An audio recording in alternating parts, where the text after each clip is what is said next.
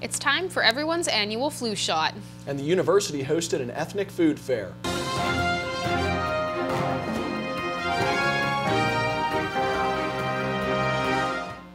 Hello and welcome to Channel 14 News. I'm Mitch Montani. And I'm Rachel Mangan.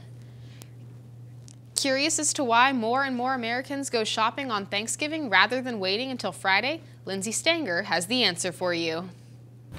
Black Friday, the biggest shopping day in the U.S. since, well, ever. Standing in the Target parking lot where people have been standing out since 3 p.m. for Black Friday deals.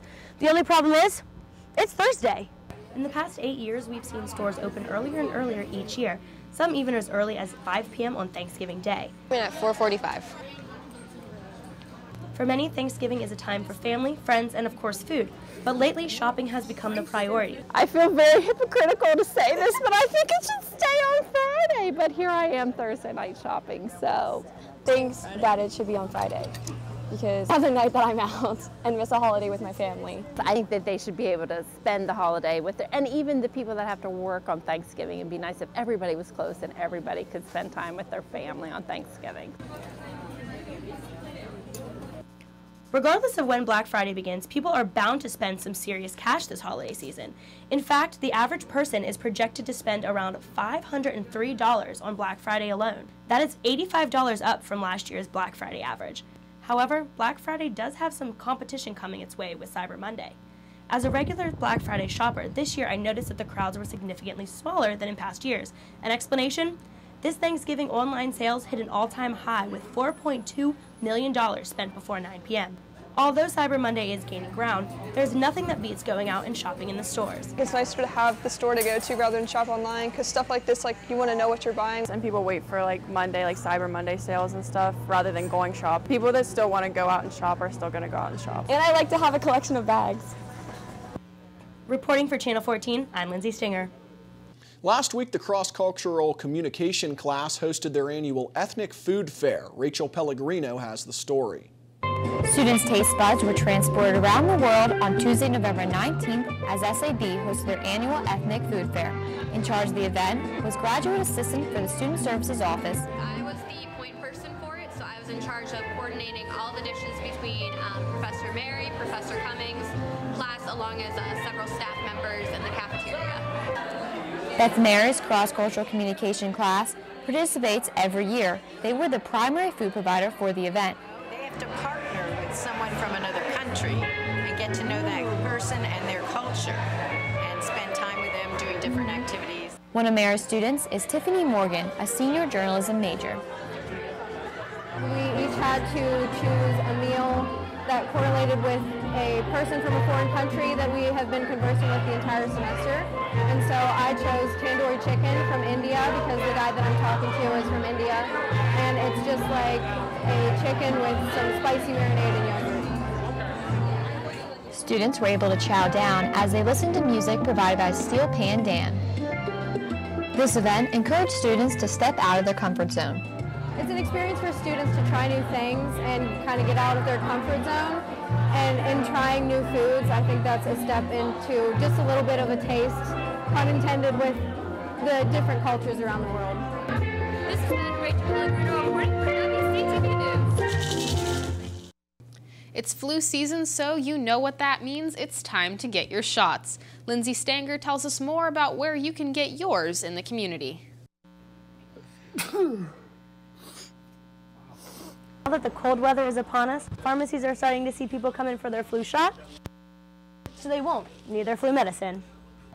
McCracken Pharmacy is one of the only locally owned pharmacies here in Waynesburg that offers the flu shot. And this year they expect to have a little more than a few visitors in search of the shot. Probably a rough estimate would be about 150. The 2019-2020 flu season began on September 29th and runs through May 16th. The state of PA tracks flu cases during this time. So far, there has been 636 confirmed cases statewide. 0 fatalities, but we are seeing an increase in emergency room visits in the last month. I know the needle may scare you, but it's better to be safe than sorry. Well, it's definitely a preventive measure that you know, the fewer people that get the flu, the better, because it'll stop the spread of it. But also, of course, people are going to be much more comfortable not having the flu than having the flu. So I'd say it's just a good thing to do as a preventive measure, and definitely helps the spread of the virus too. And he isn't wrong. It is literally the worst. I've been sick for like 2 weeks and it just keeps getting worse, and I have zero motivation at this point. Plus, once you get your shot, you are covered for the rest of the year. One little pinch to save you a whole lot of sniffles and suffering. For WCTV, I'm Lindsay Stinger. That's it for campus news. When we return, we'll have news from around the nation.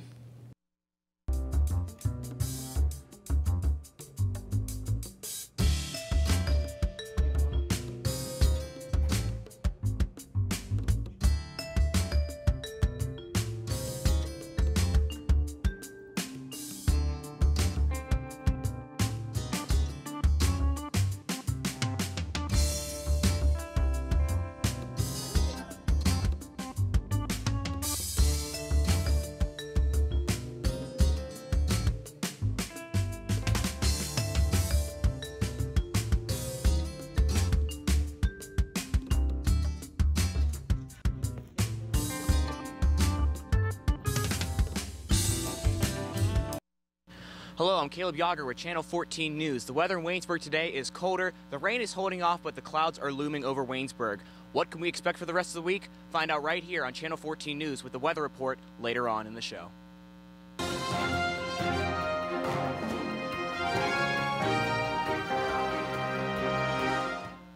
YouTube CEO says the video sharing service has prevented President Trump from running a number of ads on its platform this election season. But the reason for the decisions are unclear, again raising questions about the policies of YouTube and its parent company, Google. A CBS 60 Minutes report found that more than 300 Trump campaign ads have been taken down from YouTube and Google this year.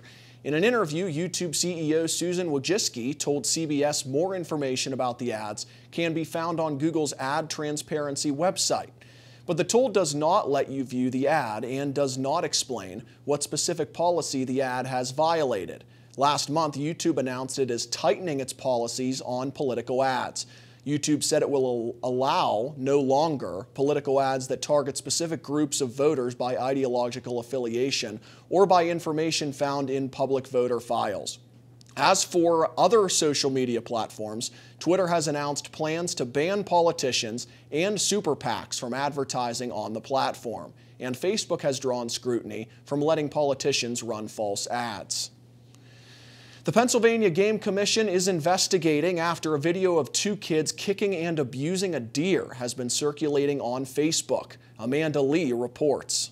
A video posted Saturday night on social media shows 2 teens kicking a wounded deer in the face, an act that folks in Brookville say happened on opening day of deer season. The video went viral and Facebook users from all over are saying things like, "These young men need to be taught a lesson, and this is so heartbreaking." On Sunday morning, some Facebook users created a petition calling for criminal charges against both teens for the torturing of innocent wildlife.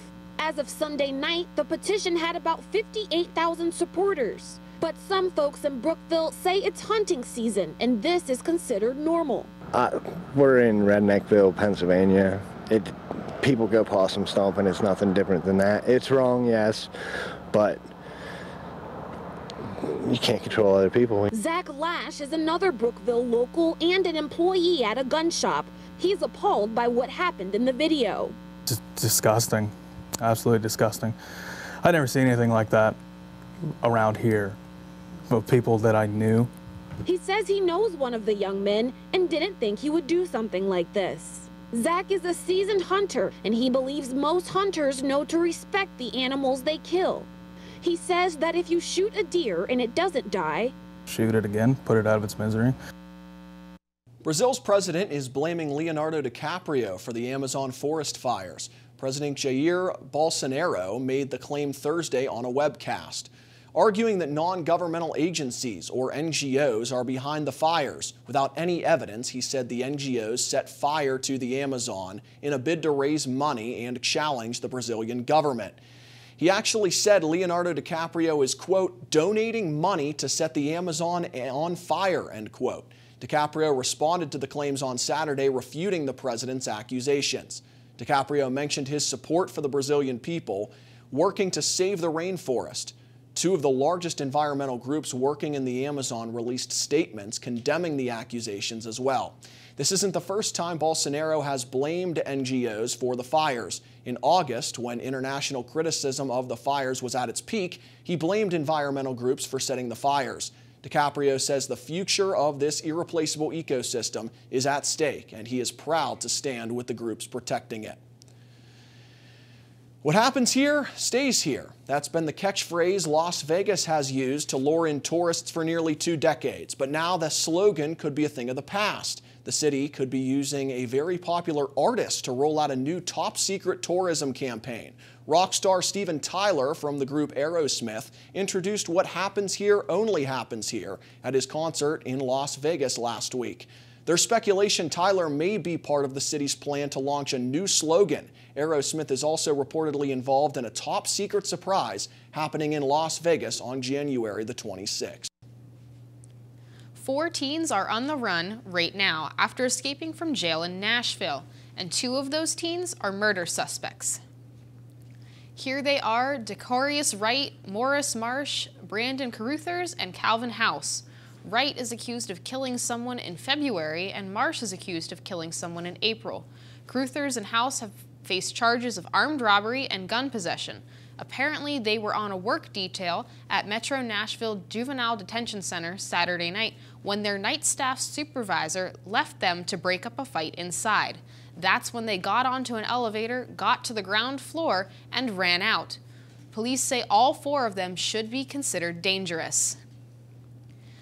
Seattle Children's Hospital faces more lawsuits over its deadly mold outbreak.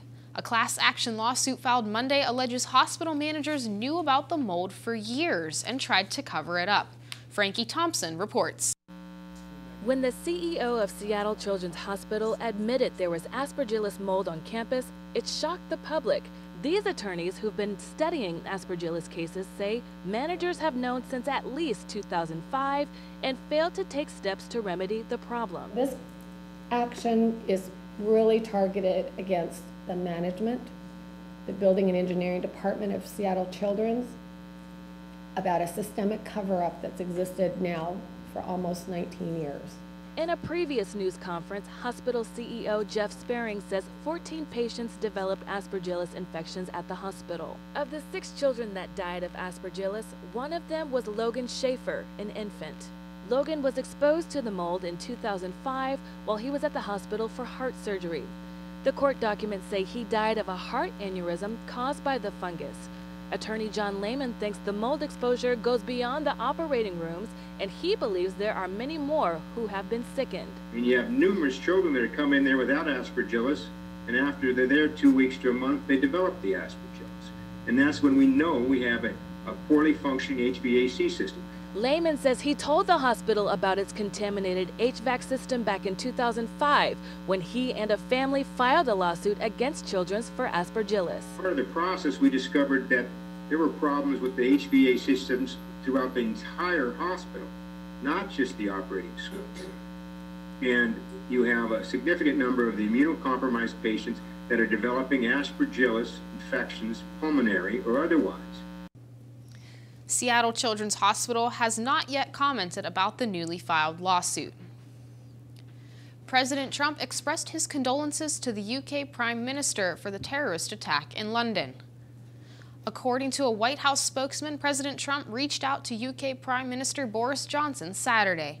The 2 leaders are said to be looking forward to seeing each other at the upcoming NATO meeting in the United Kingdom. The terror attack on London Bridge Friday claimed the lives of 2 people and injured 3 others. The attacker was killed by police. The suspect had been released from prison after serving 6 years for pleading guilty to terrorism charges in 2012. A fraternity member from Ohio University has pled not guilty in the death of a fellow student. Joshua Androsik is facing several charges, including involuntary manslaughter in connection to the death of Colin Wyant. Wyant was found dead in a fraternity annex house a year ago. He was a pledge for the Sigma Pi Epsilon fraternity at Ohio University. A toxicology report showed he died from asphyxiation due to nitrous oxide ingestion. 9 people, including 7 fraternity members, are charged in connection to his death. That'll wrap it up for national news. Whenever we return, Gwyn Napier will have WCTV's Business and Entertainment Update.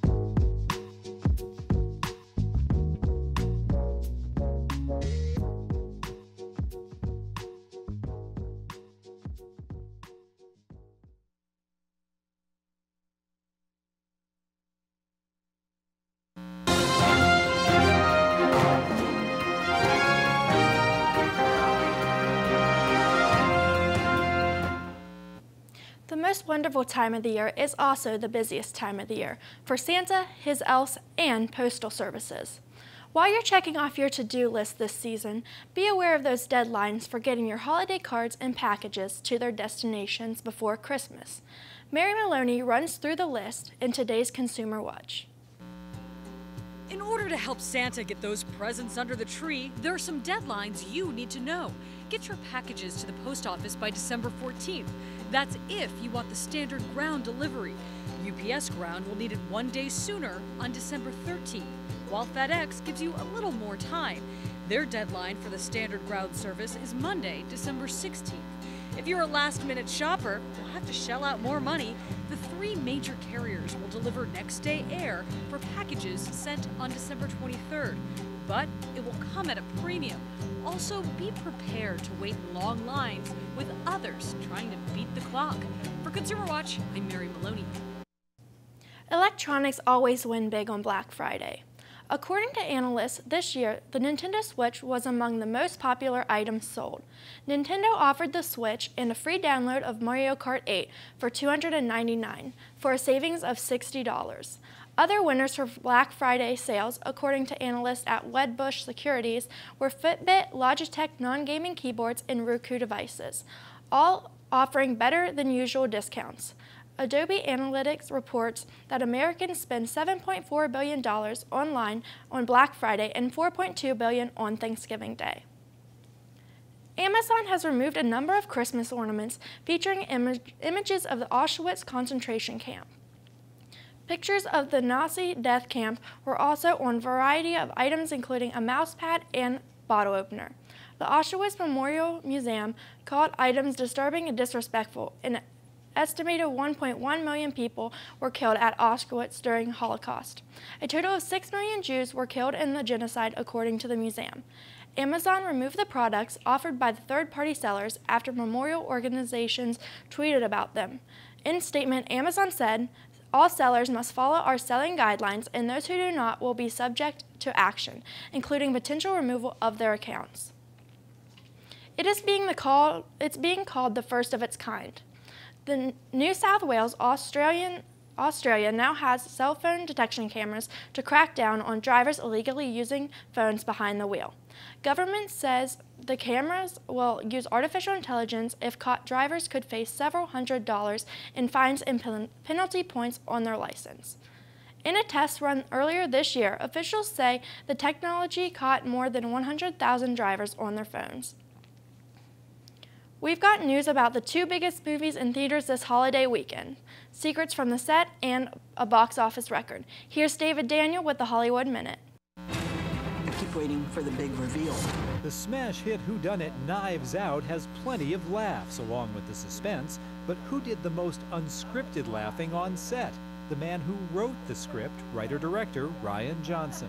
He has the most funny laugh His you laugh can imagine. is hilarious. Really good and very high pitch and loud.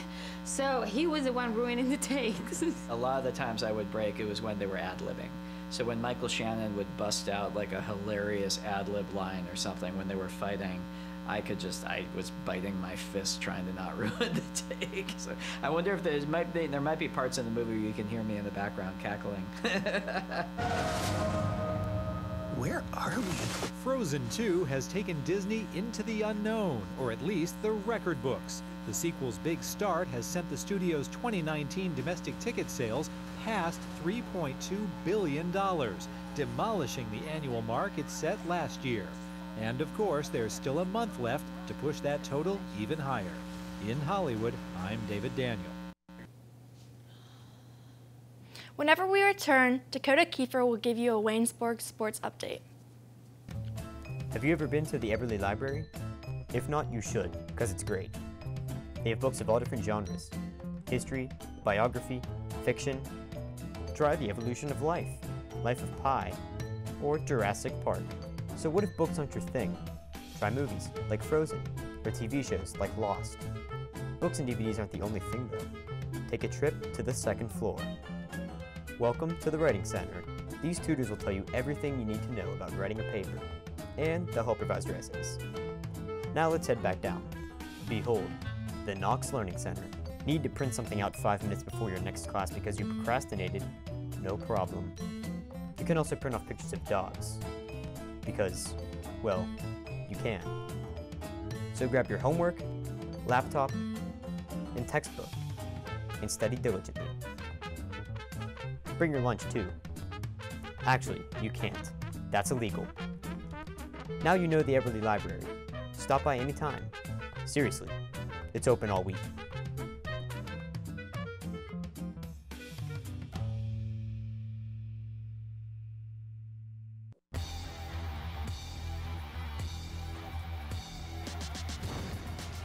Piracy is a crime. If you see someone downloading copyrighted material without paying for it, then you should inform the authorities immediately.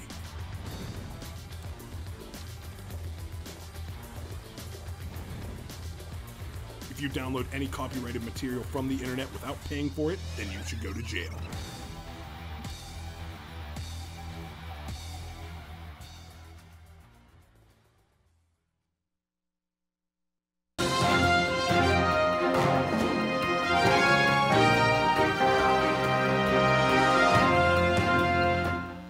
Good evening, I'm Dakota Keefer with your WCTV Sports Report. There haven't been many sporting events that have taken place since we went on Thanksgiving break. The one game that occurred was the men's basketball team playing Oberlin College this past Saturday. The Jackets lost the game 80-55 after scoring the first 2 points of the game. Waynesburg trailed by 7 at halftime but got outdueled 41-23 in the second half. Isaiah Alonso and Brennan Smith led the team in scoring with 14 points apiece. The loss dropped the Jackets to 0-6 on the season. The men's and women's team both start PAC play this week. The teams will play at Grove City on Wednesday and Chatham on Saturday. The men are looking to avoid going 0-7 for the first time since 2009 when they finished 2-22. The women, on the other hand, are looking for their second win of the season against Grove City. They are coming off an 84-56 loss against Otterbein last Tuesday. The Lady Jays are off to a 1-4 start on the season. The Jackets have been led this year by sophomore Brooke Fuller, who is in 9th place, averaging 14 points per game in the PAC. The wrestling team will be in action this Friday and Saturday as well at the Messiah Invitational. It's a 2-day event scheduled to begin at noon on Friday and continue on Saturday beginning at 9 in the morning. Waynesburg last wrestled on November 24th at the JCU Duels. Freshman Rocky McGeary is looking to win his 4th consecutive PAC Rookie of the Week. On Saturday, the Waynesburg men's and women's indoor track and field teams are scheduled to have their first meet of the season at West Virginia University, with the start time yet to be announced. That's all for sports. Stay tuned because up next, Caleb Yauger will have your weather forecast for the next week. It's a Saturday night. You know what that means. Time to party. Sam is having a good time, watching sports, drinking beer, playing pong. Not a care in the world for Sam. Nobody at the party stopped Sam. They let him walk out the door with his keys, even though he was stumbling, having a hard time to stand up. What happened less than 10 minutes later would change Sam's life forever.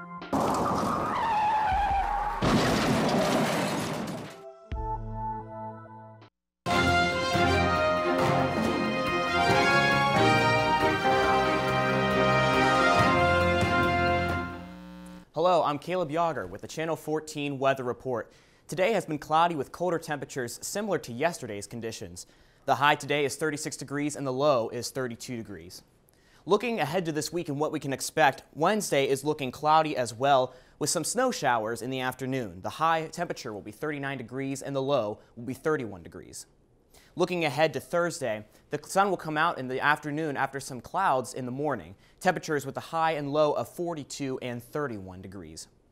As we move into the weekend, Friday is looking identical to Thursday with mostly cloudy skies and temperatures staying with a high of 41 but a low of just 23 degrees. Sunny skies are the forecast for Saturday with a high temperature of 40 degrees and a low of 27 degrees. Looking ahead to Sunday, it's calling for mostly cloudy skies with the high and low temperatures warming up to 52 and 46 degrees. Finally, on Monday, the last week before winter break will start with 50% chance of rain showers, but still warmer temperatures with a high of 56 degrees and a low of 41 degrees. Well, we're coming towards the end of the first semester here, and what's your final schedule look like? Well, mine's not super bad. Senior year, so things are winding down quickly, I'd say. What about you, Rachel? Your final semester on campus? I only have 2 testing finals this semester, so I'm done with finals by Tuesday night. Most of them were projects, so I was very thankful with as tough as this semester's been to kind of have a smoother ride into finals. How about you, Caleb? Well, I've got tests all through next week, and Friday, I have tests Friday, so I won't be able to go home until the end of the week. All right, well, we'll see how we manage these tough times. Finals week at Waynesburg University. Thank you for tuning into Channel 14 News all semester long. Catch us next semester on WCTV. Have a good evening.